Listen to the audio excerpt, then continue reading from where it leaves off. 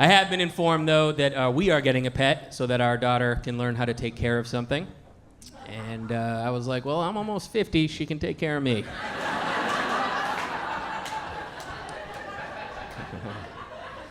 I am old. I'm older. I'm 13 years older than my wife, which comes up. I didn't think it would. We were at a restaurant one night, and she was like, do you know what song this is? And I was like, I can't even hear a song.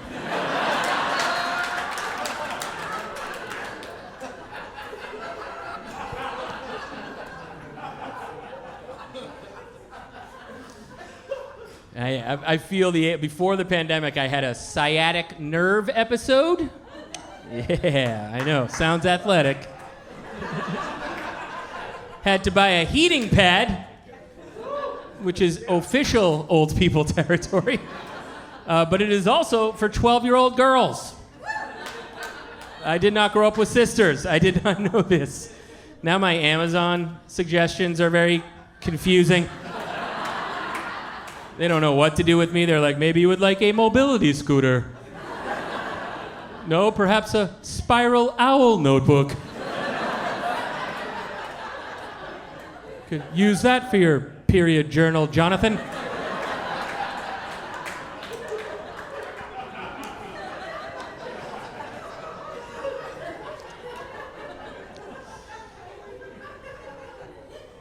I don't go out late anymore. I don't think I'm supposed to. Right? If you're in your 20s and your 30s and you stay out late, people are impressed. If you're in your 40s or your 50s and you stay out late, people are suspicious. If I'm out late, I feel like people are just looking at me like, what's that guy still doing here? Must have lost his job today. And if you're in your 60s or your 70s and you're here right now, I hope you let somebody know. It is getting late. But it's fun when you're younger. Who is in their 20s and their 30s here? Anybody? Yeah, it's fun.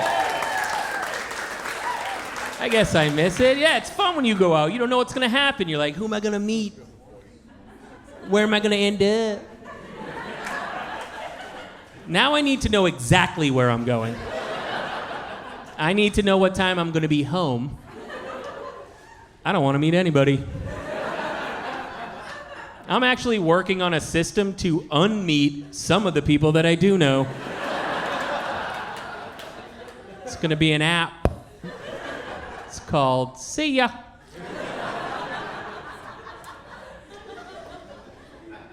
I don't go to strip clubs anymore because I don't like when other people take off my glasses.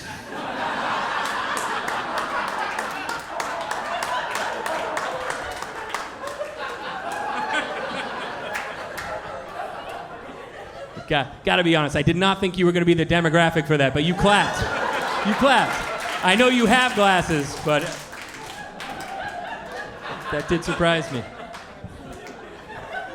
It's just weird. Life tames out on you, you know? It happens. Like, I mean, I always said I was like settled down. I just didn't have the family yet. Like, I've been wearing a fanny pack unironically for years. Like, but I did notice one thing that happened to me was that, like, when I first started doing comedy, like, in the city, like, you'd do shows on the weekend at, like, in Jersey or Long Island, and my thoughts were like, oh, I hope I get done in time and I can make it back to the city and meet my friends out. And now I'm just like, I hope I get done in time and Trader Joe's is still open. I got some stuff from Whole Foods to return there.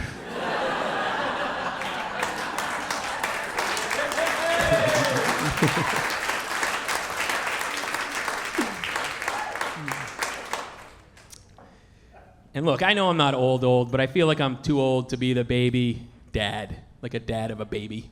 You know what I mean? Like, we haven't heard her first word yet. I'm just so nervous she's gonna look up at me one day and be like, Grandpa? Do I have a papa?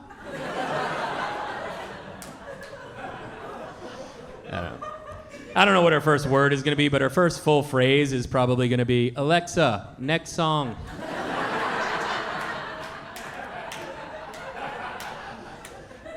We're getting so specific with Alexa, too. Like, at first, we were just like, Alexa, mellow music. Alexa, 80s music. Now we're like, Alexa, play barbecue music, but like if half the people there were vegans.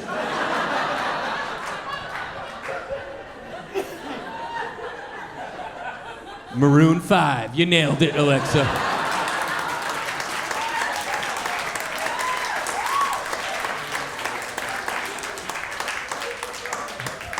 Alexa, play love songs, but for a couple that had a baby too soon.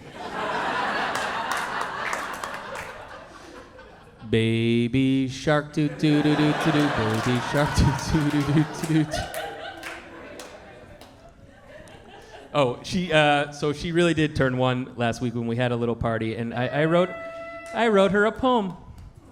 Yeah, this is a poem to Tula. Let me sleep.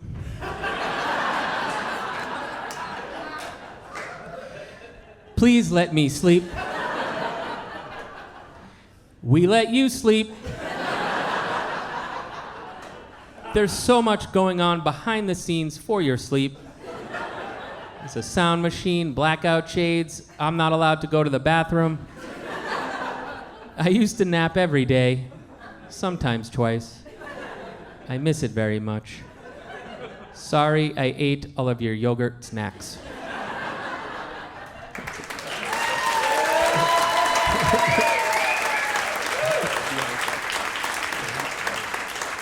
All right.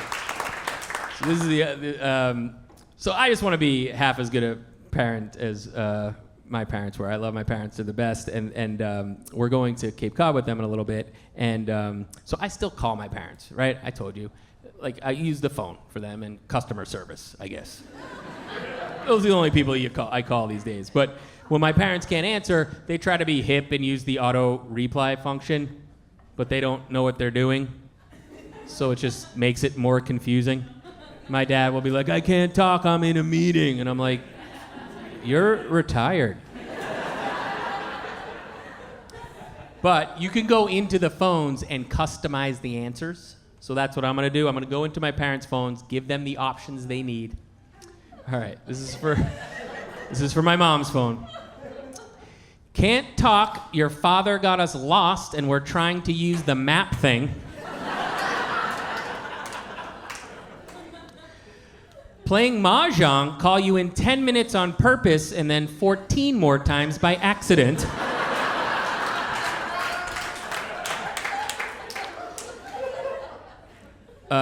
You guys know Legal Seafood? Yeah, it's my parents' favorite restaurant. That's all you need to know. At Legal Seafood, someone that walked in after us got seated before us. I'm staring down the hostess. Your father's looking for a manager.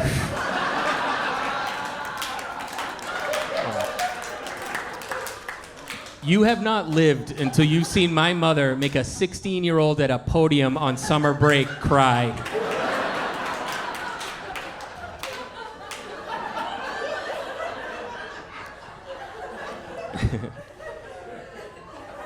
In Costco, lost your father. Do you need anything? All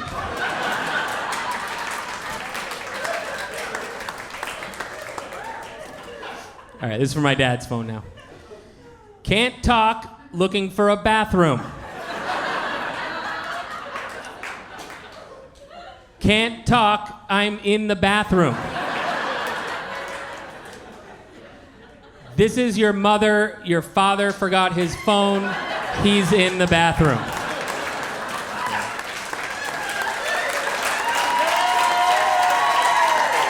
It runs in the family, the stomach issue. Hey, it runs in the family, everybody. It's another little joke in the stand-up comedy. It's true. That's one of the reasons why I am so happy to be at Gotham Comedy Club right now, because they have a bathroom for the comedians. A lot of comedy clubs do not. And I have a lot of anxiety, and pre-show I have to go sit-down style. And I know I have to be in the bathroom with you people. And I know one of you guys got back to the table and just like, that guy just took a shit. And someone at your table will be like, well, how do you know? And he'd be like, well, I recognize his sneakers. So I travel this country with decoy sneakers.